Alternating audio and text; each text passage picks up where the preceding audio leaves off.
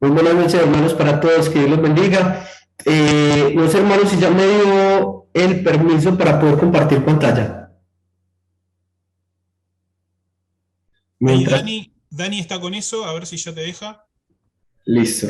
Bueno, mientras les cuento un poquito sobre mí, como ya les decía ahorita, mi nombre es Jorge William, soy de Medellín, de Colombia. Por la voluntad del Señor ando por aquí en Argentina, estoy estudiando. Antes de venir a estudiar aquí a Palabra de Vida, pude prepararme en un instituto también en Colombia. Estuve trabajando tiempo completo en la obra del Señor allí en una iglesia también en Medellín, y hoy por la gracia del Señor también entonces estoy por aquí para compartir con ustedes algo sobre los profetas menores, ¿cierto? Según tengo entendido, ustedes vienen ya estudiando síntesis del Antiguo Testamento, y ahora terminamos hoy, más bien terminamos hoy con Daniel, que es uno de los profetas mayores, e iniciamos entonces de ahí para allá, a partir de Oseas, con los profetas menores. Bueno, antes de iniciar como tal en materia, vamos a orar para encomendarnos al Señor en este tiempo. Padre Celestial, te damos muchas gracias por este tiempo que tú nos permites disfrutar alrededor, Señor, de tu palabra, entendiendo, Señor, que tu palabra es viva para nosotros. Y aunque estamos estudiando sobre los profetas, que fueron libros dirigidos específicamente para el pueblo de Israel, también tu palabra, Señor, tiene algo que decir hoy a nuestro corazón, y por eso nos encomendamos a ti, para que a través de tu Espíritu Santo, Señor, y por tu palabra, tú pongas en nuestros corazones lo que tú quieres, Señor, enseñarnos, pero que nosotros, Señor, también tengamos la disposición en el corazón, en la mente también, de querer hacer, Señor, lo que tú mandes para nosotros, sabiendo y reconociendo que también dice tu palabra, que tú pones así el querer como el hacer por tu buena voluntad. Por eso te rogamos, Señor, que tú nos ayudes a vivir tu palabra, Señor, no solamente entenderla, no solamente estudiarla a profundidad, sino también, Señor, a vivirla, para que podamos ser un testimonio vivo a las demás personas. Y entonces, por eso, Señor, nos encomendamos en tus manos, en el nombre del Señor Jesucristo. Amén. Bueno, hermanos, ¿ya puedo compartir? Deberías poder, a ver, ¿te deja? Creo que sí. A ver. Bueno, ahora sí vamos a empezar esto. A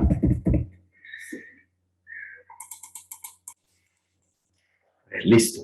Bueno, entonces, síntesis del Antiguo Testamento es lo que, como ya me habían avisado, ¿cierto? Hoy estudiamos. Sí, es el que nos corresponde para el día de hoy. Entonces, bueno, para iniciar con esta clase de síntesis del Antiguo Testamento, me imagino que ustedes ya habían venido estudiando antes de estudiar los profetas.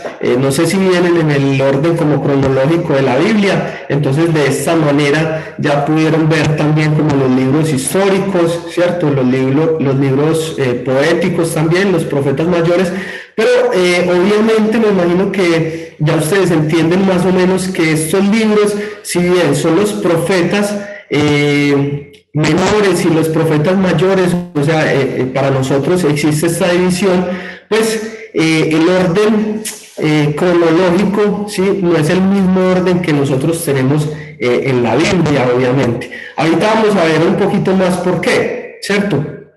Pero dentro del tiempo de Crónicas, de Samuel, ¿cierto? El tiempo de Reyes. Durante este tiempo de los libros históricos, entonces ustedes ya habrán podido ver más o menos que estos libros de los profetas, ¿sí? Por decir, bueno, digamos que un poquito, como diríamos en Colombia, como que casan, como que encajan, ¿cierto? En esos tiempos, ¿sí? Porque no fue como que, bueno, aquí está el tiempo de los reyes y luego siguió el tiempo de los poéticos y luego siguió el tiempo de los profetas, no. Sí, es un todo, pero entonces en la Biblia lo tenemos de otra manera, ¿cierto? Como un orden no cronológico, pero hoy vamos a tratar de ubicar también en el orden cronológico estos libros a los cuales nos vamos a estar refiriendo en estas clases. Entonces, bueno, primero arrancamos con el profeta Daniel, que fue uno de los profetas mayores, se considera uno de los profetas mayores, y ustedes ya pudieron entonces ver los otros profetas mayores, ¿cierto? A Isaías, a Jeremías, también ver ahí Lamentaciones de Jeremías y también Ezequiel. Hoy finalizamos con Daniel, que es el último de los profetas mayores. Y quería decir antes de iniciar, lo demás del contenido, o para meternos más como en el libro, que esta referencia a profetas mayores o profetas menores no se hace como por la importancia, ¿cierto? No sé si de pronto ya lo habían mencionado, pero no se hace como por la importancia del profeta, como que fue más grande, fue más importante, no, sino que más bien esto se refiere o tiene lugar más bien debido a que la cantidad, digámoslo así, de escritura del profeta. O sea, si el profeta, por ejemplo, Isaías, ¿cierto? Jeremías, Ezequiel, por la cantidad de profecías y lo que abarca también en el tiempo, entonces se conoce como los profetas mayores. Y luego tenemos los profetas menores, que si ustedes ven, son un montón de libros corticos, ¿cierto? Que de hecho, hoy vamos a ver a Oseas, que tiene 14 capítulos, tiene un poquito más que Daniel, que son 12, pero en cuanto a contenido y a cantidad también de profecías, Daniel abarca más, ¿sí? Entonces, bueno, esto es más o menos a lo que se debe esta división de profetas mayores y profetas menores. Entonces, vamos a iniciar con Daniel, ¿sí? Que es el último de los profetas mayores. Entonces, yo creo que tal vez cuando ustedes piensan en Daniel, en el libro de Daniel, tal vez se les viene a la cabeza eso, ¿cierto? Como el fuego, de pronto leones, de pronto tal vez también la estatua, ¿cierto? La estatua de Nabucodonosor. Y cosas como esta se nos vienen a la cabeza cuando pensamos en este libro. Pero, obviamente el libro de Daniel tiene más contenido. ¿Y por qué Daniel entonces abarca tanto de la historia? Vamos a ver un poquito más acerca de eso. ¿Por qué decía ahorita que Daniel abarca tanto de historia? Bueno, vamos a empezar primero como viendo un contexto, para ponernos como en contexto histórico más o menos de lo que estaba viviendo Israel en este tiempo de Daniel. Y entonces encontramos lo siguiente. Si tienen de pronto alguna pregunta, voy a terminar primero Daniel y entonces voy a dar un espaciecito para preguntas. Tengo entendido que tenemos 50 minutos y entonces de ahí vamos a seguir con los otros dos profetas. ¿Listo? Entonces, bueno, el tiempo de Daniel fue el siguiente. Esta línea roja va a representar como una línea del tiempo, ¿sí? Bueno, el profeta Daniel, según se nos dice ahí en el libro, ¿sí? Dice que en el tercer año, vamos a ir al primer capítulo, versículo 1, dice: durante el tercer año del reinado de Joacim, rey de Judá, llegó a Jerusalén el rey Nabucodonosor de Babilonia y la sitió. Bueno, entonces aquí dice que fue durante el reinado de ¿quién? De Joacim, ¿sí? Entonces yo puse aquí, en esta línea de tiempo, primero está el rey Joacim, pero si nosotros vamos y nos devolvemos hasta Segunda de Crónicas, hacia el final de Segunda de Crónicas, vamos a encontrar que después de este rey Joacim se encontraron estos otros dos reyes, ¿sí? En Segunda de Crónicas, capítulo 36, nosotros ahí vemos que hubieron otros dos reyes antes de Sedequías, ¿sí? O sea, después de Joacim. Bueno, Joacim, y entonces también dice que después de Joacim, en el versículo 9, perdón, aparece Joaquín, que es otro rey, y finalmente está Sedequías, ¿sí? Entonces, ¿esto qué nos indica? Porque quiero que entendamos esto muy claro, y es que cuando Daniel fue llevado a la cautividad, esto no fue en el mismo momento de la caída de Judá, ¿sí? Del reino del sur. Recordemos que el reino del norte, que era Israel, ya había caído en el 722, pero el reino del sur, que se conoce como Judá, cayó, fue durante el reinado de Sedequías en el año 586, ¿sí? Entonces, Daniel fue llevado cautivo a Babilonia durante el reinado de Joacim, y ahí precisamente terminó el reinado de Joacim y empezó el de Joaquín, que terminó solamente durante reinó durante 3 meses, ¿sí? Y ahí siguió Sedequías. ¿Qué pasó en este tiempo? Pues este tiempo, esos 3 reyes, los 3 reyes fueron malos, y durante este tiempo, esos 3 reyes, Joaquín y Sedequías, los 3 eran reyes malos, ¿sí? Los 3 eran reyes malos, y el Señor ya había decretado que el pueblo de Judá, así como el pueblo de Israel, iba a tener que ser llevado al exilio, ¿sí? Por su propia maldad. Entonces, la caída primero de Israel en el 722, ahorita vamos a ver un poquito más de eso, pero hubo una primera deportación, que ahí fue donde se llevaron a Daniel, y eso entonces es lo que nos narra en Segunda de Crónicas, en el capítulo 36, ¿sí?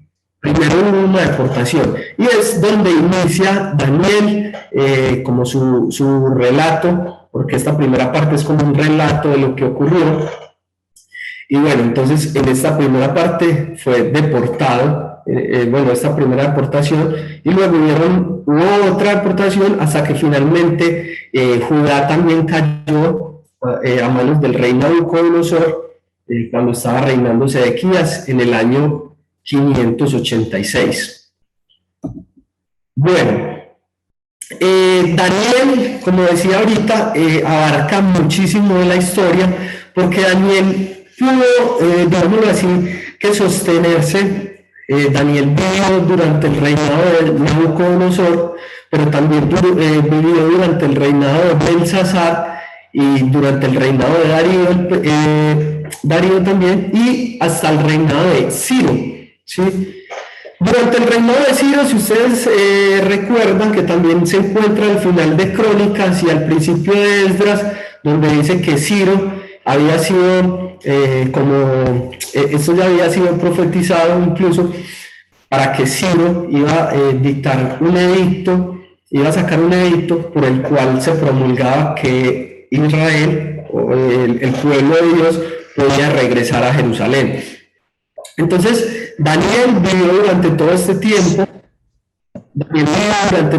tiempo, desde Nabucodonosor, pasando por Belsasar, Darío y hasta el rey Ciro. Bueno, en este transcurso de tiempo, hasta el rey Ciro, Daniel tendría unos 81 años más o menos, y el reino de Ciro inició en el 539, cuando derrotó al imperio babilónico, ¿cierto? Ciro fue el rey del imperio medo-persa, que derrotó el imperio babilónico, y entonces él dictó ese edicto por el cual promulgaba que Israel podía volver a Jerusalén. Bueno, entonces Daniel sobrevivió a estos 3 imperios. Vamos a ver dónde nos cuenta esto. Primero, pues en el capítulo 1, en el versículo 1, se nos habla de esto, ¿cierto? De que él fue llevado a la cautividad a manos de Nabucodonosor.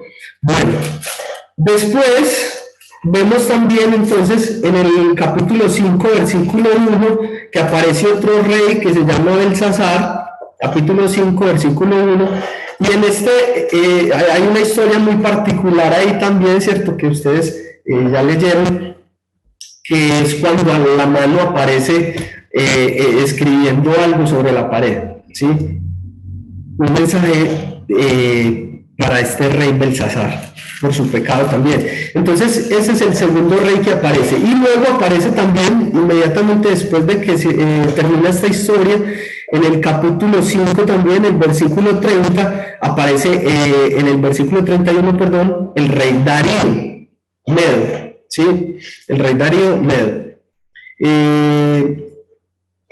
Después del rey Darío, entonces empieza el rey Ciro, que también se nos menciona en el capítulo 10, en el versículo 1.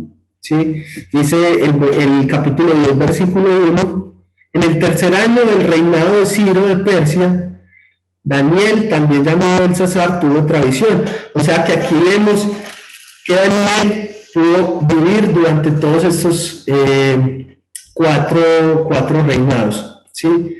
De dos imperios, ¿sí? Sí, el Nabucodonosor y Belsasar eran del imperio babilónico, y luego Darío y Ciro eran del imperio medo-persa, ¿sí?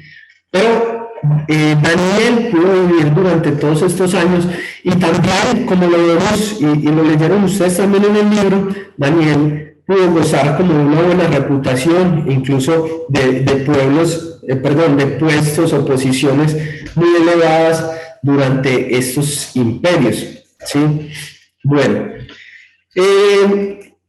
según vemos nosotros también en este libro de Daniel, para que veamos el contexto, a mí me gusta tratar de no ir mucho a fuentes externas para encontrar primero el contenido que nos da el mismo autor o el mismo libro, ¿sí?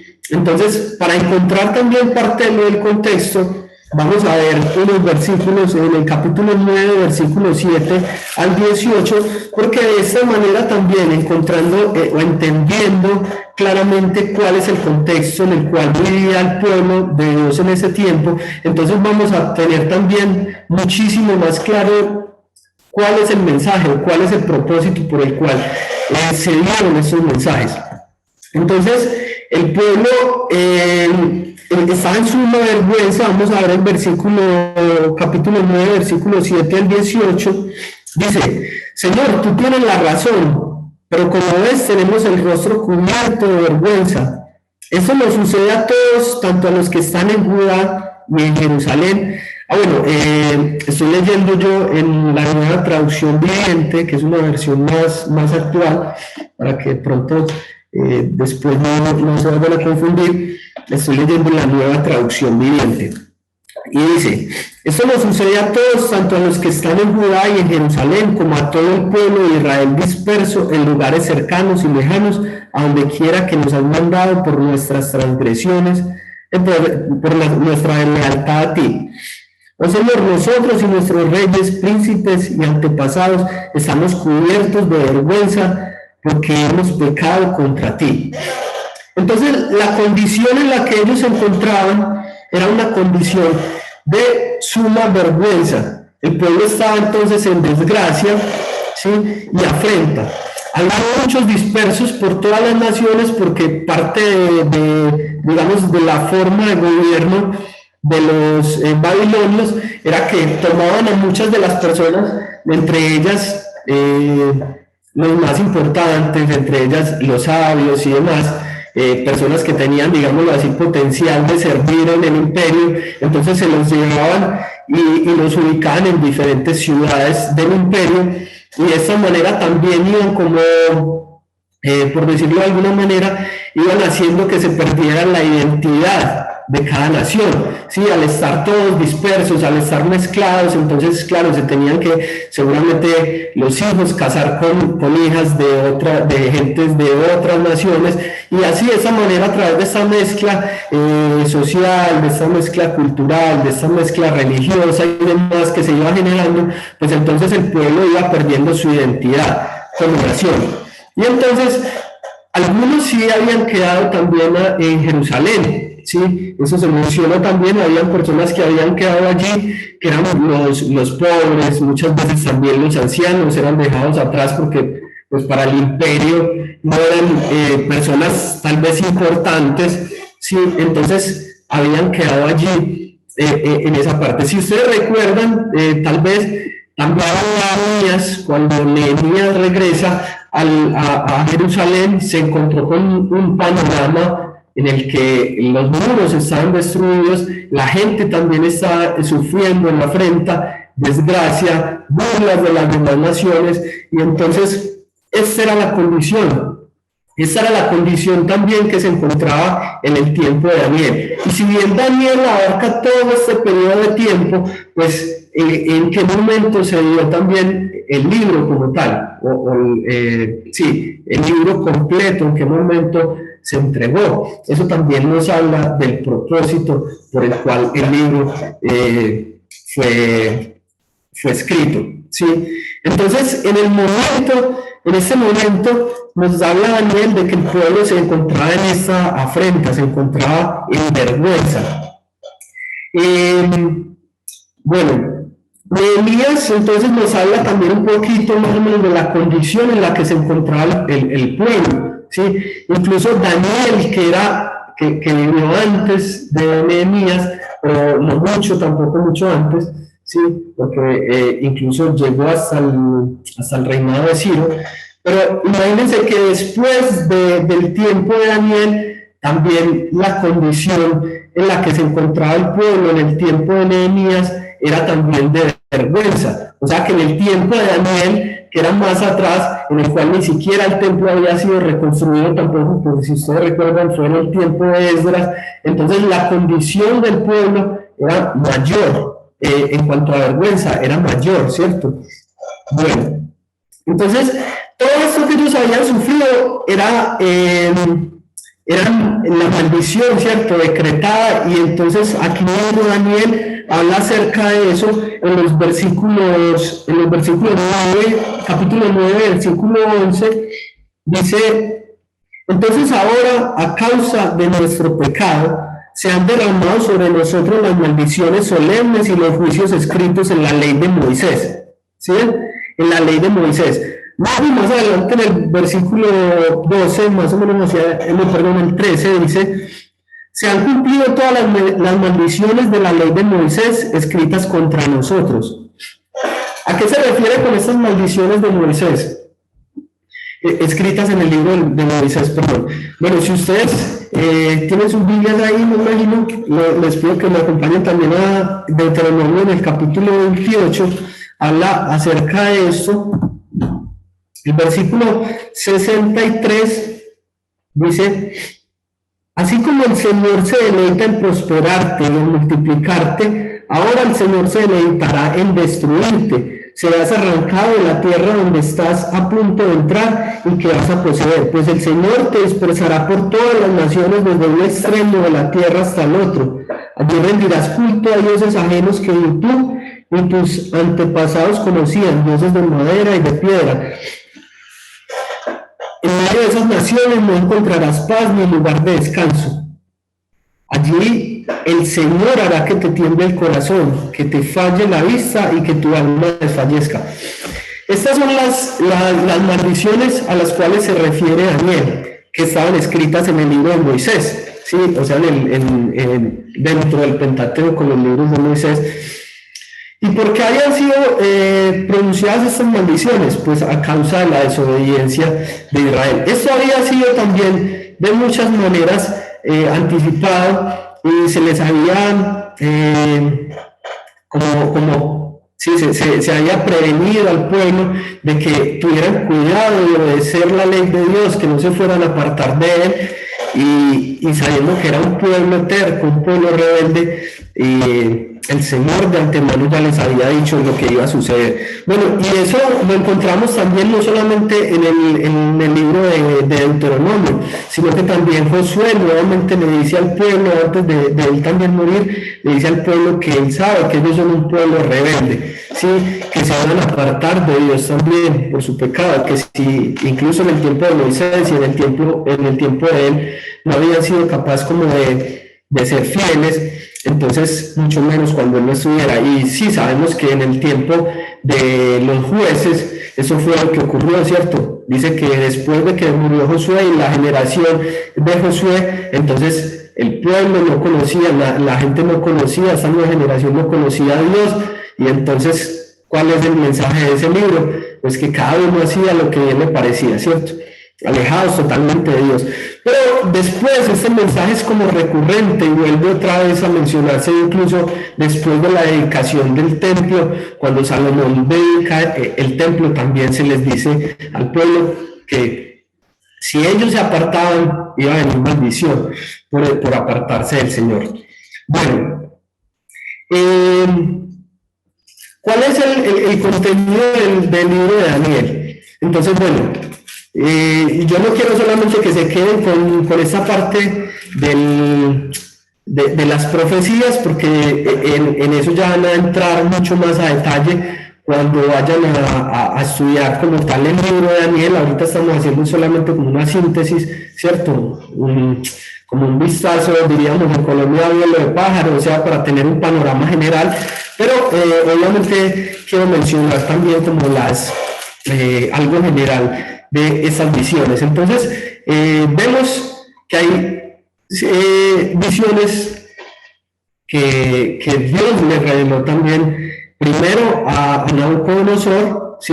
Y entonces a Nabucodonosor se le revelaron dos visiones, ¿cierto? La primera era la de la estatua, que tenía que ver con su reino, y la segunda, en el capítulo 4, la que tenía que ver con el árbol grande, ¿cierto? El árbol enorme. Bueno, la primera, la de la estatua, nadie podía entender, ni podía darle una explicación al rey de cuál era la visión, porque el rey lo que estaba pidiendo era, bueno, ustedes me tienen que decir cuál es la visión y cuál es la interpretación, cuál fue el sueño y cuál es su interpretación, porque así me van a demostrar también que son verdaderamente sabios, ¿cierto? Si no, entonces el edicto del rey era que los iba a matar a todos. Pero bueno, finalmente Daniel fue y le reveló esta visión, que era lo que significaba, y entonces vemos ahí que cada parte de la estatua, primero la parte como hasta la cabeza, que era de oro, luego plata, luego bronce, luego hierro, y luego hierro mezclado con barro, ¿cierto? Cada una de estas partes de la estatua tenía que ver con aspectos diferentes de los reinos que iban a suceder después del reinado de Nabucodonosor, ¿cierto? Y la cabeza de oro habla de que era el mismo imperio babilónico de Nabucodonosor. Pero si nos damos cuenta, esta visión también tiene que ver con las otras visiones que después son reveladas aquí en el libro, ¿cierto? Por ejemplo, habla también, ahorita vamos a ver un poquito más de eso, habla también de la visión del chivo, ¿cierto? Del carnero, y entonces son los imperios que sucederían, los imperios que vendrían después, que serían entonces, después del Babilonio, el imperio medo-persa, después el imperio griego y por último el imperio romano, ¿sí? Pero antes de seguir hacia allá, el rey Nabucodonosor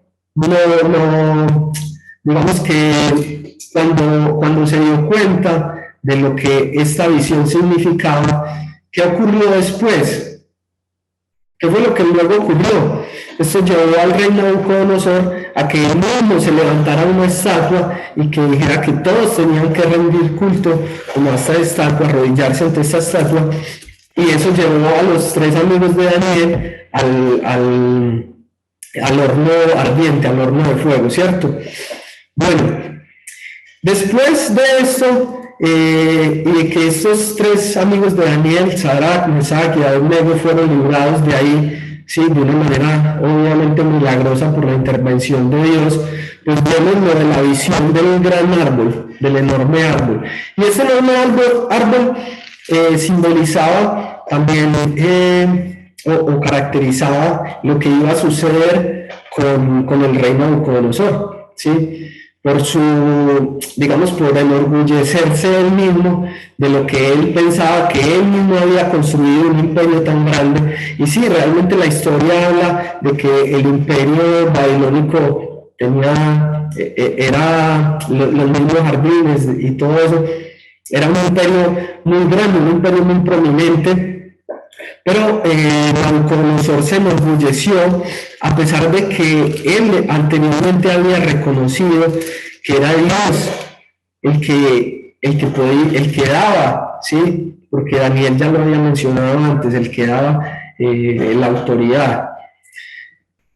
Entonces, Nabucodonosor va como a este tipo de exilio, por decirlo de alguna manera, ¿sí? Que le crece el pelo, como dice que como las plumas de las águilas, le crecen las uñas y todo eso, y va a estar 4 años viviendo de esta manera, ¿cierto? Iba a estar expulsado, ¿sí? Hasta que reconociera que tenía que reconocer. Vamos ahí a Daniel capítulo 4, dice el capítulo 4, versículo 32, dice: serás expulsado de la sociedad humana, vivirás en el campo con los animales salvajes y comerás pasto como el ganado, durante 7 periodos de tiempo, son entonces 7 años. Vivirás de esta manera hasta que reconozcas que el Altísimo gobierna los reinos del mundo y los entrega a cualquiera que él elija. Hasta que reconozcas que el Altísimo gobierna los reinos del mundo y los entrega a cualquiera que él elija. Eso era lo que tenía que pasar para que Nabucodonosor después, cuando reconociera esto, entonces volviera nuevamente a ser restituido, ¿sí? Y eso fue lo que ocurrió después. Y recuperó su honra, él mismo lo reconoció, que era Dios el que reinaba, ¿sí? Bueno, después entonces sigue lo de la escritura en la pared, que durante el reinado de Belsasar, ya Daniel no ocupaba el mismo cargo que ocupaba cuando estaba el rey Nabucodonosor, pero cuando este rey Belsasar manda a traer las copas que habían sacado del templo de Dios para beber ellas en una fiesta que estaban haciendo, entonces de esta manera, ¿qué era lo que ocurría?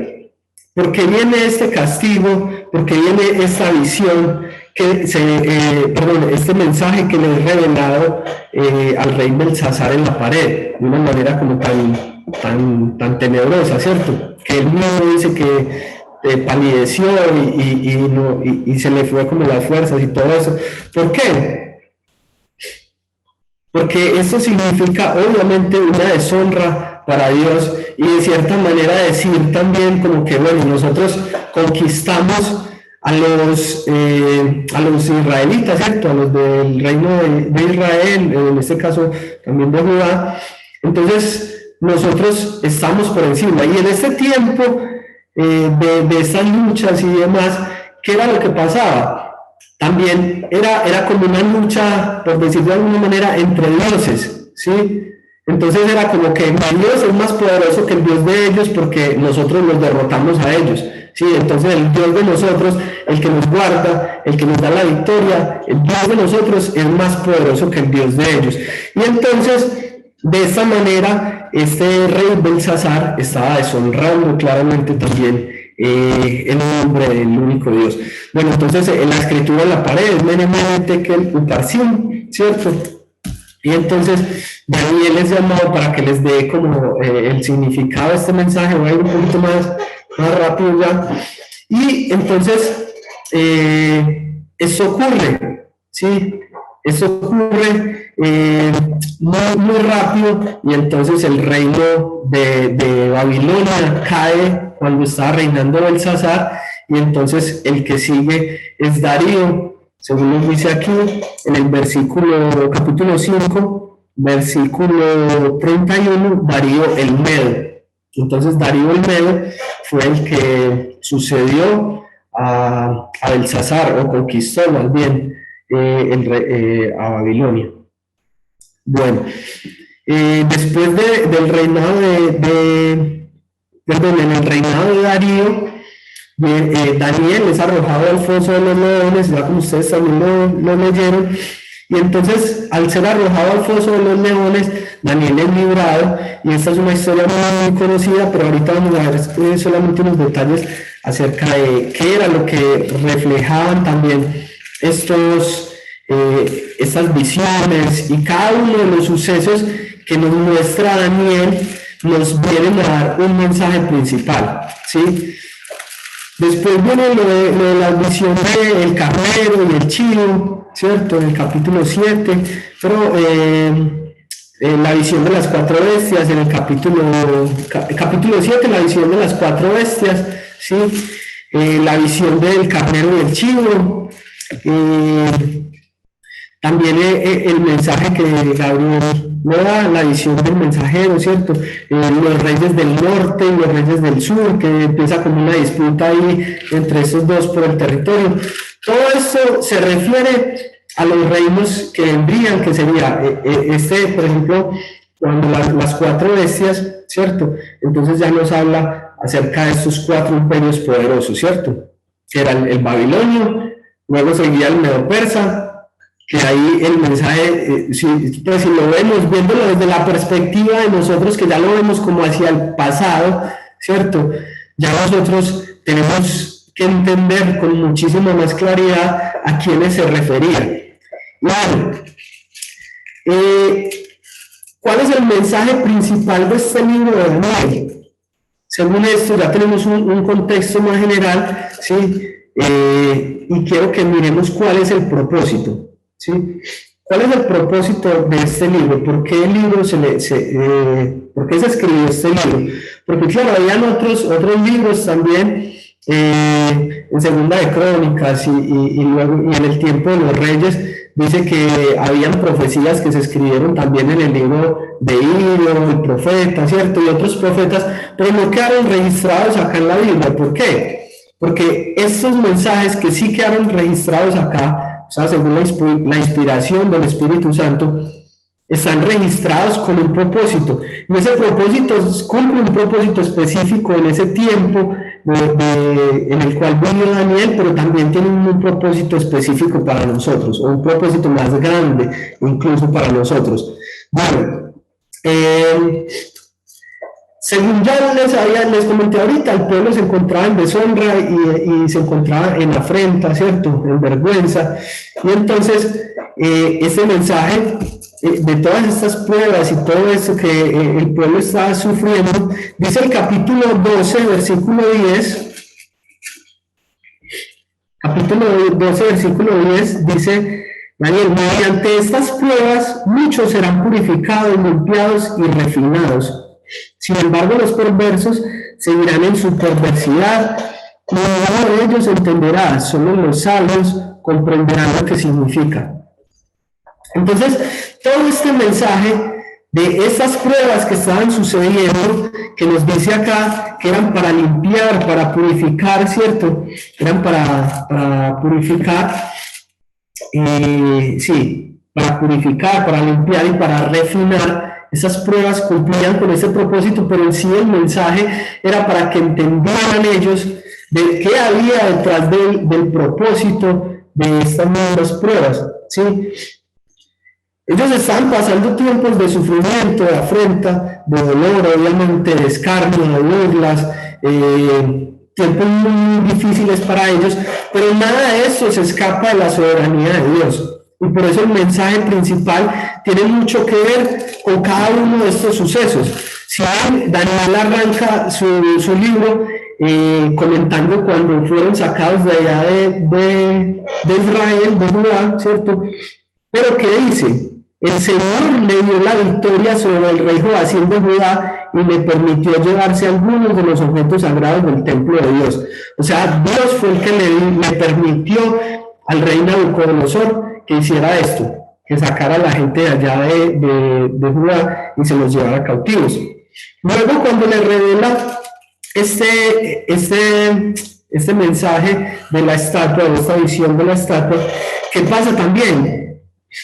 Dice en el versículo 37 del capítulo 2, el Dios del cielo le ha dado soberanía, poder, fuerza y honra. Dios lo ha puesto como gobernante sobre todo el mundo habitado y le ha dado dominio aún sobre las aves y los animales salvajes.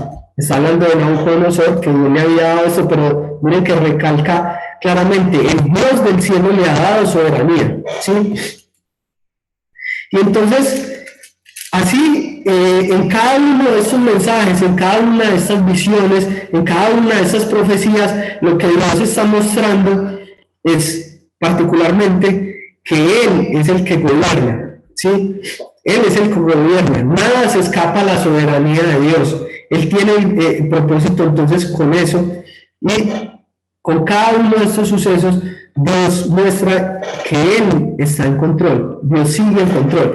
Para nosotros, en este tiempo de Daniel, las pruebas, esto que les estaba ocurriendo a ellos, era difícil, y en el Nuevo Testamento nosotros también encontramos referencias de que la prueba, incluso para nosotros, si bien son diferentes, pero en segunda de los Tesalonicenses, en Santiago, primera Pedro, nosotros encontramos que la prueba también cumple un propósito de Dios en la vida de los creyentes, o sea, ahora para nosotros tiene un propósito, y es cuál: la fe se purifica a través de las pruebas, así como Daniel, como Dios le dijo ahí a Daniel en el último capítulo, que era para refinarlos, para limpiarlos, para purificarlos. Pedro también dice lo mismo, que así como el oro, ¿cierto? La fe pasa por el fuego, así como el oro. ¿Para qué? Para ser refinada, para quitar como la escoria, lo que nos sirve realmente, y entonces después resulta que en honra, en gloria, para el Señor. Bueno, no vamos a ir allá. Vamos a continuar entonces ahora con este libro de Daniel. Es como el que más tiene contenido y abarca muchísimo de historia y demás, entonces por eso nos dedicamos un poquito más tiempo en si bien es un panorama general, simplemente una síntesis como tal. Pero ahorita vamos a entrar un poquito en lo que es Oseas y Joel, y que son mensajes más específicos, y ahí no nos vamos a demorar tanto. Pero si quieren, entonces no sé si tomamos unos minuticos para preguntas, o si quieren, no sé si de pronto las están anotando y las dejamos para el final.